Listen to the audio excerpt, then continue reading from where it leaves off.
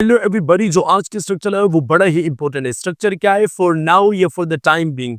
इन दोनों का एक ही मतलब होता है, फिलहाल या वक्ती तौर पर। जब आप इनको एग्जाम्पल में इस्तेमाल होते हुए देखेंगे तो आपको इन दो वर्ड्स की क्लैरिटी। इसके एग्जाम्पल क्या है कि we will stay in this apartment for the time being or for now. हाल हम इस अपार्टमेंट में रहेंगे। इसका एग्जाम्पल क्या है? The manager is out of time for the time being, I will handle these thing. यानी जो मैनेजर है वो आउट ऑफ टाउन है, कहीं बाहर है, तो फिलहाल ये जो चीजें हैं इनको मैं खुद मैनेज करूंगा। जैसे आप इन दोनों वर्ड का इस्तेमाल कर सकते हैं, फॉर नाउ हो या फॉर द टाइम बीइंग। एक सेंटेंस आपको दूंगा, ये आपने ट्रांसलेट करके फॉर नाउ और फॉर द टाइम बीइंग को इस्तेमाल करके कमेंट में बताना है कि फिलहाल मैं वहां नहीं जा रहा। इसको आपने ट्रांसलेट करके कमेंट में बताना है। इसके साथ साथ आपको एक अनाउंसमेंट कर दूं कि अगर आप हमारे ऑनलाइन स्पोकन क्लास का पार्ट बनना चाहते हैं, you can contact us and be a part of our online class way we would be working on your speaking skills. हम अपनी क्लास में पढ़ाते नहीं, बुलवाते हैं। आप जब भी हमारी क्लास में दाखिल होंगे, ऐसा कभी भी नहीं होगा कि teacher is teaching you there and you are listening there.